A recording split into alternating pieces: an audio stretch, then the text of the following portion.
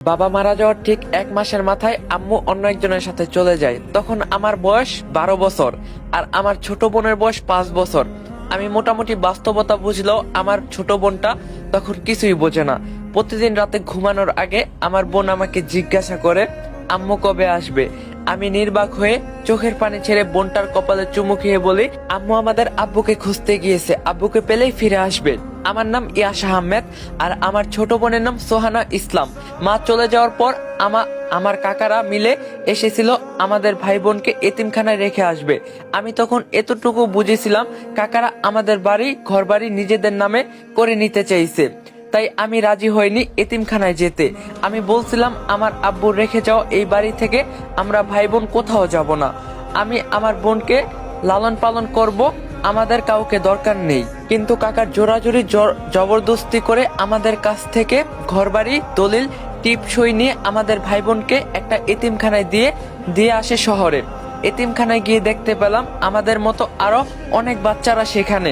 কিন্তু কিন্তু আমি তো এখানে থাকবো না। আমি আর আমার বোন কোনো নিয়ম শৃঙ্খলার বাধায় পড়তে চাই না। একদিন সুযোগ বুঝে এতিমখানা থেকে বোনকে নিয়ে পালিয়ে আসলাম। আসার সময় একটা বিড়াল ছানা সাথে করে নিয়ে আসে সোহানা। বিড়াল ছানার নাম দেয় জুজু। আমরা দেখতে পাই দুজন লোক চুরি করার উদ্দেশ্যে একটা বাড়ির দেওয়ালে টপকে সেখানে প্রবেশ করছে।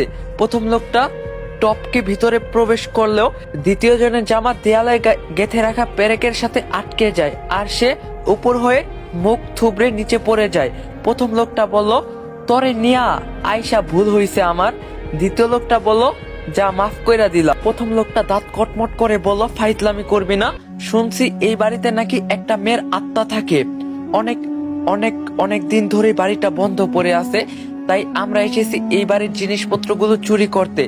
আত্মা তো আর টিভি ফ্রিজ ব্যবহার করে না, খামাখা জিনিসপত্রগুলো এখানে পরে পরে নষ্ট হচ্ছে। দ্বিতীয় লোকটা বলল বাহ উস্তাদ, কি বুদ্ধি আপনার, কিন্তু এই আত্মা যদি আমাদের দেখে ফেলে চুরি করতে তাইলে কি হবে নে? প্রথম লোকটা বলল আরে গাধা, এখন গভীর রাত, আত্মা ঘুমিয়ে আছে আর আমরা চুপি চুপি সবকিছু নিয়ে বের হয়ে যাব। এভাবে কথা বলতে বলতে দুজন পা টিপে টিপে বাড়ির ভিতর প্রবেশ করলো। দেখা গেল একটা কালো ছায়া মূর্তি 2 তলার জানালার পাশে দাঁড়িয়ে তাদের দিকে তাকিয়েছিল এতক্ষণ। গাইস, ফুল ভিডিও মাত্র ইউটিউবে আপলোড করেছি, গল্পটা অনেক ইন্টারেস্টিং। তো আপনারা যাইবেন ইউটিউব থেকে ফুল গল্পটা দেখে আসবেন। ইউটিউব চ্যানেলের লিংক টিকটক আইডির বায়োতে দেওয়া আছে আর ইউটিউব চ্যানেলের নাম ইয়ামিন অন ফায়ার 2.0। তো সবাই চাইবেন টিকটক আইডির বায়োতে ইউটিউব চ্যানেলের লিংক দেওয়া আছে।